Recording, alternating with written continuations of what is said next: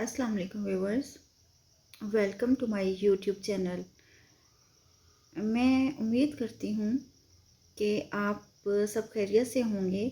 आज मेरी video upload करने का पर्पस जो है और जो टॉपिक है वो है फालिज स्ट्रोक। जब स्ट्रोक होता है तो उसमें पेशेंट की जो है स्पीच डिसेबिलिटी क्यों आ जाती है, स्पीच क्यों पेशेंट जो है वो स्पीचलेस क्यों हो जाता है और उसका जो है वो वर्बलाइज क्यों नहीं कर पाता। तो इस टॉपिक पे मैं जो आपको थोड़ा सा बताऊंगी और बात करूंगी।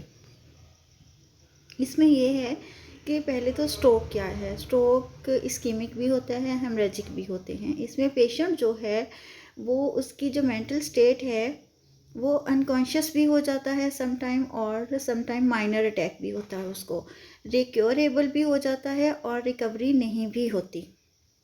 और जैसा स्ट्रोक होगा उसके वैसे ही इफ़ेक्ट्स आते हैं पूरी बॉडी पे। इसलिए इसमें हमारे ब्रेन में 2 पोर्शंस होते हैं, जिसमें एक वर्निक्स होता है और एक ब्रोका एरिया होता है।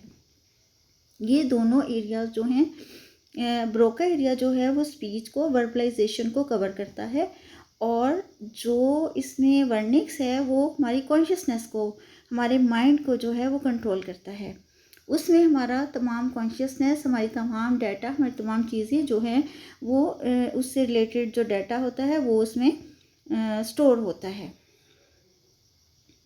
अब जब वर्बलाइजेशन में प्रॉब्लम आती है तो इट मीन्स के जब पेशेंट जो है वो वर्बलाइज नहीं कर पाता, उसको अंडरस्टैंडिंग का भी इशू आ रहा होता है और स्पीच का भी इशू आ रहा होता है। इट मीन्स दोनों एरियाज जो हैं वो कोरिलेशन में हैं, इसलिए वहाँ पे जाके उसको स्पीच डिफ़िकल्टी आ जाती है। एक वहाँ पे ब्रोका एरिया में जो उसके साउंड्स, उसकी चीज़ें, उसका डाटा जो होता है वो सारा डिलीट हो जाता है, या फिर डिलीट हो जाता है या स्किप हो जाता है ब्रोका एरिया से, जिसकी वजह से उसको अपना जो है मेमोरी अनकॉन्शियस से भी मेमोरी डेफिसिट भी हो सकता है, इसमें मेमोरी डेफिसिट भी आ जाता है और चीज़ें जो हैं वो डिलीट हो जाती हैं। अब इसमें जो पेशेंट होते हैं वो बहुत ज़्यादा कंफ्यूज होते हैं कि इसको रीस्टोर कैसे किया जाए और रीस्टोर कैसे कराया जाए। इसमें ये रिकवरी बेसिकली बहुत स्लो होती है। जैसे उसकी बॉडी की रिकवरी हो रही होती है, बॉडी रिकवर कर रही होती है, वैसे ही उसकी साथ साथ स्पीच, मेमोरी, उसकी चीज़ें दोबारा से रीस्टोर हो रही होती हैं। तो इन चीज़ों को समझने की ज़रूरत है और उस पेशेंट पे वर्क करने की ज़रूरत है, एफ़र्ट्स लगाने की ज़रूरत है, उसको मेहनत की जाए उस पर, ताकि वो जो है अपना डाटा दोबारा से रिस्टोर कर सके और रिकवर कर सके।